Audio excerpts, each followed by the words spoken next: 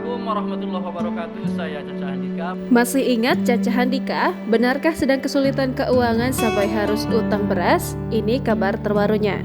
Sebelumnya sempat beredar kabar kurang menyenangkan yang dialami oleh penyanyi dangdut tersebut. Lantaran Caca dikatakan harus ngutang untuk membeli beras karena sepi job. Namun hal itu dibantah Caca Handika saat hadir dalam tayangan Rumpi Trans TV pada Kamis 14 Desember 2022. Itu sebetulnya salah paham, ucap Caca. Caca hanya mengatakan bahwa statusnya sebagai selebritas membuat orang tidak percaya ketika dia mengatakan tidak memiliki uang. Padahal kenyataannya tidak selamanya artis selalu memiliki uang.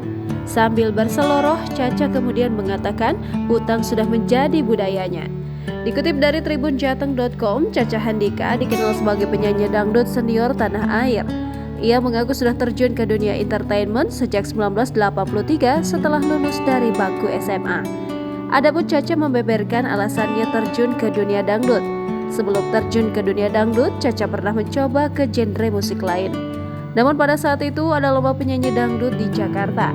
Sambil mengucap syukur, Caca mengatakan bahwa dirinya mengalahkan 500 peserta, akan tetapi dia menjadi juara kedua.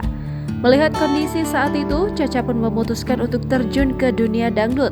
Dirinya juga membeberkan bahwa terjun ke dunia dangdut sepertinya menjanjikan pada saat itu.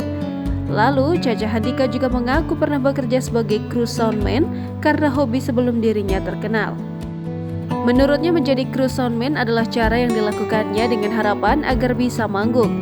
Seperti diketahui, penyanyi dangdut kelahiran tahun 1957 ini juga dikenal sebagai penulis lagu dan aktor. Beberapa lagu miliknya yang populer sampai sekarang diantaranya seperti Undangan Palsu dan Mandi Kembang.